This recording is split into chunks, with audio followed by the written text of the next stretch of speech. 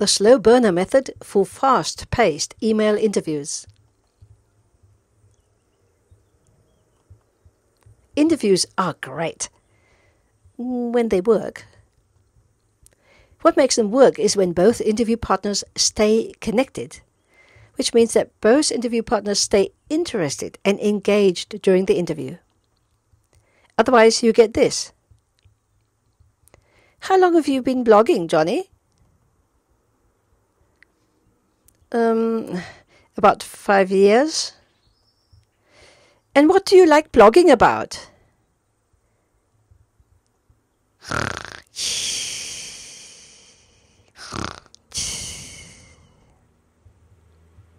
Your interview partner has gone to sleep or has tuned out because there was a disconnect. Disconnects happen when you don't respond to what the interview partner is saying. For example, the giraffes would have stayed connected if the interviewer had responded like this. 5 years, that's epic. What's the most important thing you've learned in those years? Of course, it's much easier to stay connected in a live interview, but you sometimes have to throw away your script, or at least to modify it in order to keep the connection going. The difficulty with email interviews is that there is an inbuilt disconnect, except if you use the Slowburner method. Let me explain.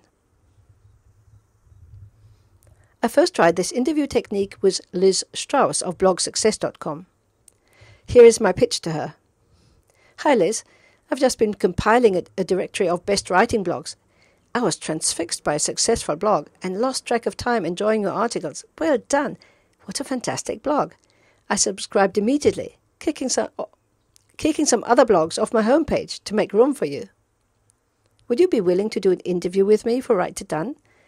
We could do the interview by email, but make it sound as if we've kicked off our shoes and we're lounging on the sofa chatting about writing. I'd like to talk about your book on blogging, which we could maybe promote through the interview. I'm actually determined to buy it in the next few days. It looks very interesting. Please let me know what you think. Once Liz accepted, I wrote this to her. What I find works most especially well with email interviews is if I send you one question at a time, it leads to a much more conversational result because each question tends to come out of the answer before it. Also, I find that interview partners give a more thoughtful answer when they only have one question before them. Can we do it that way?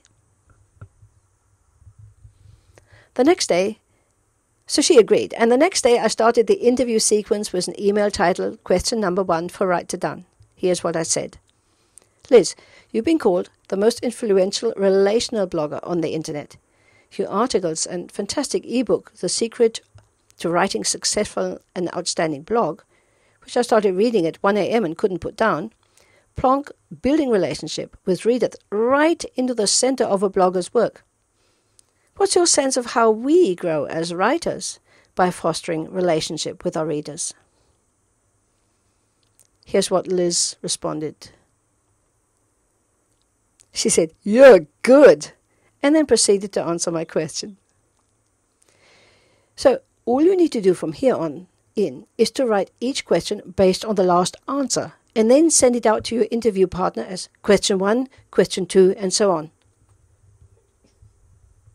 The great thing about this is that you can end up with an intimate and interesting conversation that people will love to read.